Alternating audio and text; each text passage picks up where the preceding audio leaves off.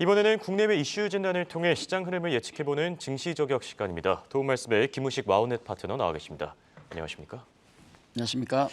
네, 지난주 글로벌 증시 정말 마음이 아픕니다. 정말 일찍 타격을 받았다 이런 표현도 과언이 아닐 것 같은데 어떻게 보셨습니까? 지난주 증시는 오랜만에 미증시도 그렇고 글로벌 전체가 완전히 쉬어가는 흐름이 아니었나 생각이 듭니다. 이것저것 겹친 게 많아요.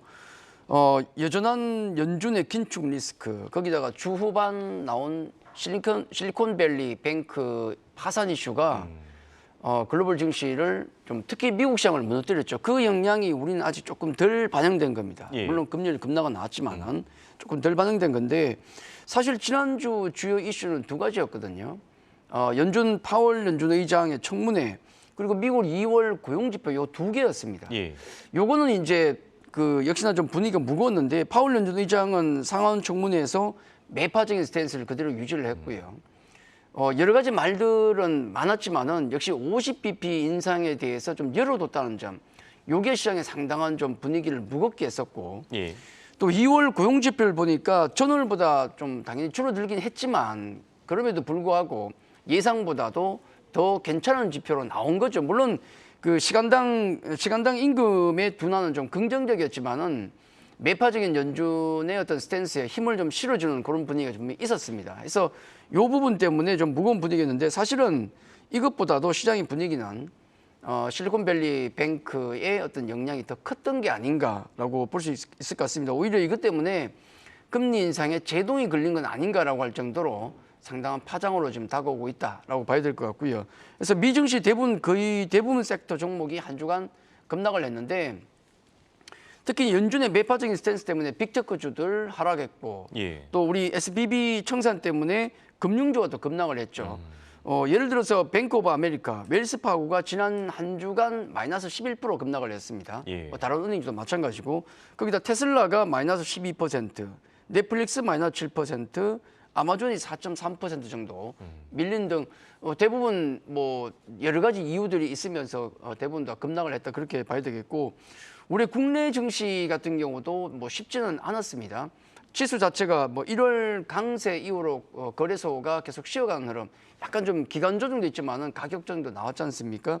그런 흐름이 나왔는데 요건 미국의 긴축 리스크, 또 거기다 우리 환율 같은 경우도 좀 약간 또 강으로 다시 가는 모습을 보이지 않습니까? 강에서 다시 약으로 가는 모습을 이어지면서 외국인 수급이 우리 증시에 제동을 걸었다 그렇게 봐야 될 것 같고 자 이런 흐름 속에서 삼성전자가 다시 6만 원 하회했죠. 참 무겁다는 생각이 들 수밖에 없습니다. 외국인의 매도 때문에 대부분의 대형주들은 좀 힘들었고요.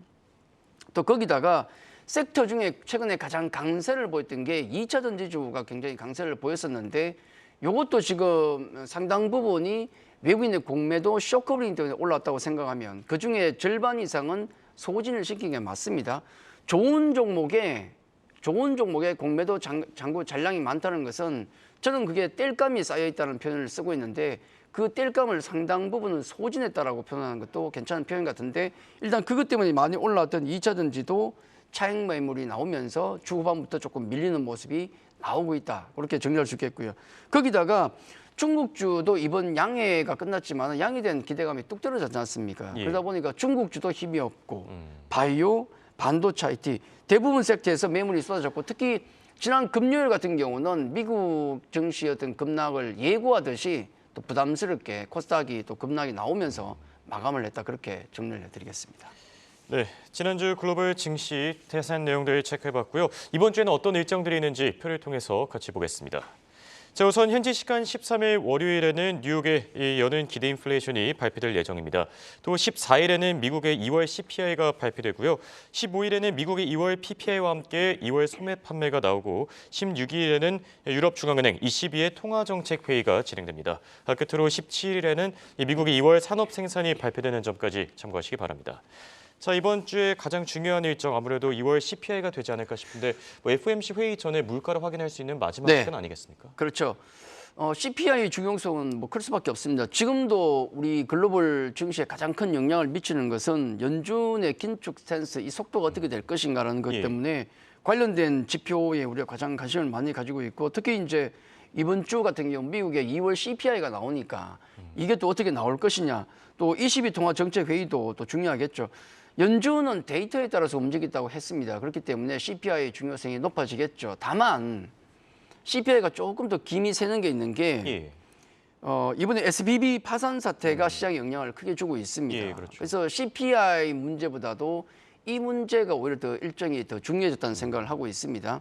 주말 동안 그런 얘기 나오고 또 연준에서도 뭐 비상회의가 있을 수도 있다는 얘기도 있고 등등해서 과연 이번 SBB 파산에 따른 영국도 지금 뭐 얘기가 나오지 않습니까? 그래서 또 우리나라도 연관이 크게 직접적인 건 없습니다만은 당장 주식시장은 불안해하잖아요. 그렇죠. 요걸 어떻게 조기에 빠르게 안정시켜 주느냐, 글로벌 정책 당국들이 얼마나 안심을 빠르게 시켜 주느냐가 가장 중요한 일정이 돼버린 겁니다. 갑자기 그렇게 됐고, 우리 뭐 주말 많은 소식 들으셨겠지만은 이 스타트업 회사들을 주로 다루고 있는 SBB 사태 같은 경우는 어디서 이 위기가 왔는가는 결국은 연준의 금리 인상으로부터 왔다. 우리가 그렇게 보고 있잖아요. 예. 이 금리 인상 때문에 가파른 금리 인상 때문에 자금 조달이 막히다 보니까 스타트업 기업들이 당연히 예금을 인출해 쓸 수밖에 없는 것이고 부족한 예금을 메우기 위해서 채권을 매각하고 채권 가격이 급락도 나왔는데 채권을 또 매각하고 주식을 팔고 또 거기다가 심지어는 회사의 매각까지 얘기 나오고 뱅크런으로 이어지고 이러다 보니까 40년 역사의 SBB가 하루 만에 망했다 그러지 않습니까? 그러니까요. 예. 이런 분위기가 시장의 리스크로 시스템 리스크까지 뭐 번질지 모르겠지만은 그 두고 봐야 되겠지만은 예. 불안한 건 맞잖아요. 이게 호재는 아니지 않습니까? 예, 그렇죠. 요 불안감이 있는데 결국은 정리하자면 연준의 실기가 아니었나. 처음에 우리 파월 연준 의장 같은 경우가 우리 그 인플레이션이 나왔을 때 예. 일시적인 것이다. 걱정하지 마라. 그 얘기를 계속했었고 결국 나중에 시간이 지나다 보니까 이 산이 아니네 그러면서 정책을 바꿨지 않습니까? 예. 그러다 보니까 유례가 없는 자이언트 스텝 0.75%포인트를 연속 4차례를 하는 초유의 강도 높은 긴축 과정을 거쳤고 그러다 보니까 이런 회사들이 SBB 같은 은행의 도산으로 이었다 그렇게 본다 그러면은 이번 사태가 연준의 금리 인상 행보에 제동을 걸 가능성이 높다 그런 전망이 많습니다. 요건 어떻게 보면 또 긍정적이다 그렇게 봐야 되겠죠. 예. 희망적인 부분인데 하지만 중요한 것은 결국 SBB 사태 그러면은 이건 약간 성격은 분명히 다르긴 합니다. 성격은 다르지만은 과거에 우리가 2008년에 고생했던 것, 그 리만 사태를 떠올리시는 분이 분명히 계실 겁니다. 예.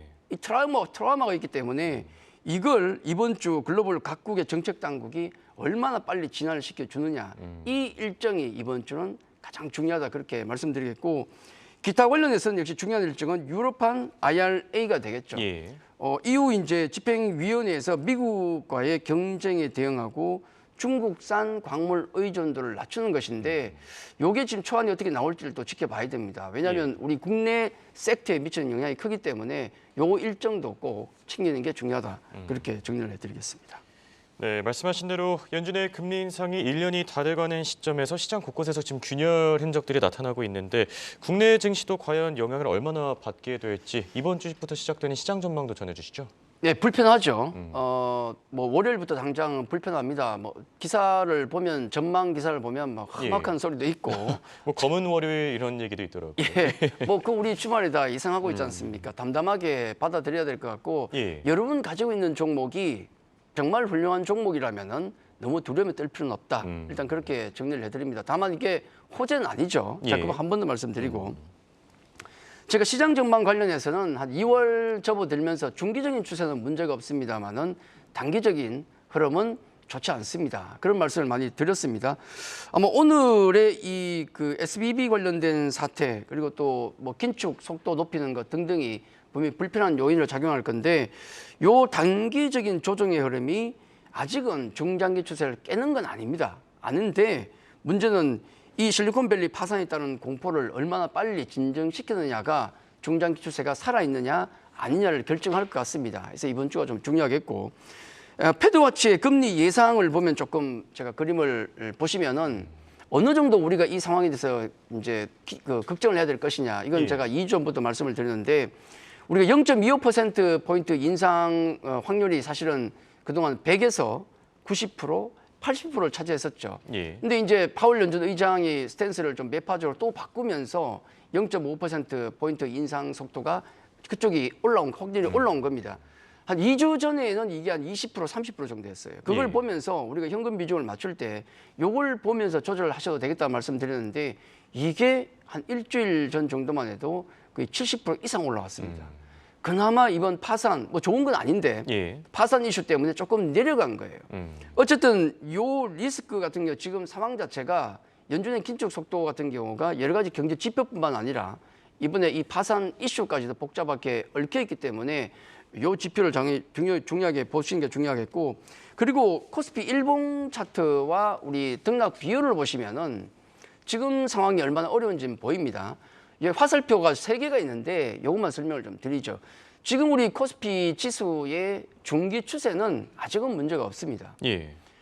작년 2021년 여름부터 이 추세가 무너졌었는데 그게 작년 12월에 올라왔다는 거죠. 그러면 작년 12월부터는 베팅을 해야 된다는 겁니다.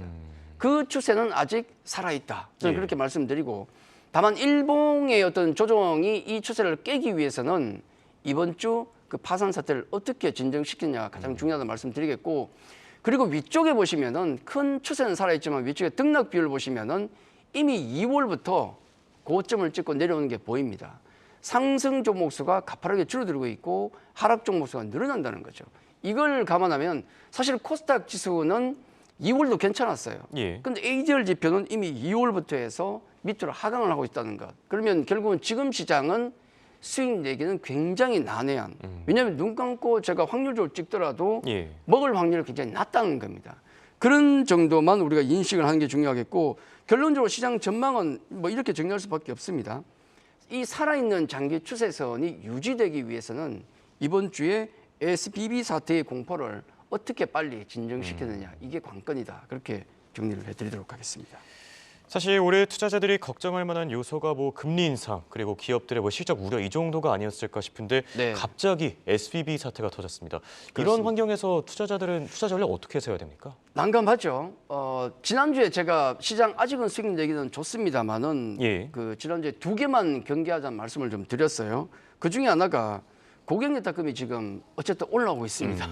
증시로 돈이 들어오고 있어요. 예. 예전 2020년에 우리가 봤던 그 30조 금액에서 77조까지 갔다가 최근에 43조까지 급락했다가 다시 지금 50조까지 올라왔거든요. 예. 약 7조가 들어왔는데 이 자금이 지금 어디로 들어가고 있는가? 결국은 제가 테마주에 들어가고 있다는 말씀을 드렸잖아요. 그래서 완전 극테마주, 생테마주는 우리가 조심하자는 말씀을 드렸었고, 또 하나의 경계는 외국인 수급이 우리 증시를 너무 흔들고 있기 때문에 예. 종목당 펀더멘탈을 잘 보고 대응을 하자라는 말씀을 드렸습니다. 이건 이번 주도 그대로 유지를 할 수밖에 없겠고, 우리 주말 동안 들려오는 소식 들어보면 딱 2가지 단어밖에 없었거든요. 예. SBB 사태 그리고 SM 소식. 예, 그렇죠. 2개가 도배를 했었습니다. 예. 뭐 SBB 사태 같은 경우는 제가 이번 주에 어떻게 뭐 종식시키느냐가 굉장히 중요하다는 말씀을 드렸고, SM 같은 경우도 굉장히 뭐 특징적이었는데, 잠깐만 말씀을 드리면은 모두에게 해피한 딜이었다.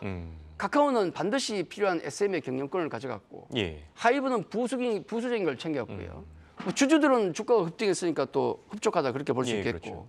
또 SM 이사진도 하이브에게는 안 넘어갔으니까 자리 보존을 할 수도 있겠죠. 예. 모두에게 뺐는데, 다만 이수만 회장 총괄회장 같은 경우는 개인 투자자보다도 낮은 가격에 결국 매각을 했지 않습니까? 이걸 보면 결국은 이제 뭐 우리 그 행동주의 펀드라든지, 그리고 우리 또 이수만 회장의 총괄 회장의 최근의 어떤 모습을 놓고 본다 그러면은, 이번 딜을 놓고 보면 주주에 대한 어떤 친화적인 어떤 그런 정책들이 얼마나 중요한가를 일깨워주는 것이다, 그렇게 볼 수 있겠고, 혹시 지금 그림 하나 마지막 좀 볼 수 있겠습니까? 마젤란 펀드와 S&P 500입니다. 제가 이걸 그 마지막에 왜 보여드리냐면 시장이 좀 불안하니까. 예. 우리 마젤란 펀드를 보시면은 S&P 500보다도 훨씬 좋은 퍼포먼스, 13년 동안 2,700%의 상승을 보였는데, 그 펀드에 가입한 사람들 같은 경우는 절반 이상이 손실을 봤다고 합니다. 이게 말이 되냐는 거죠. 여기서 의미하는 게 뭐냐면, 좋은 회사라면, 그리고 좋은 펀드라 그러면은 단기적인 어려움을 잘 견디면 중기적인 이익이 얼마나 커질 수 있는가를 보여주는 그림입니다. 그래서 너무 단기적인 어떤 이런 변동성에 휩싸이지 말자, 공포에는 휩싸이지 말자를 좀 말씀을 드리면서 이번 좀 어려운 과정을 차분하게 잘 극복하자, 그런 관점에서 이 그림을 한번 마지막으로 가져놨다, 그렇게 말씀드리겠습니다. 네, 굿모닝 안경 글로벌 마켓 일부가 준비한 소식은 여기까지입니다. 시청해주신 여러분 고맙습니다.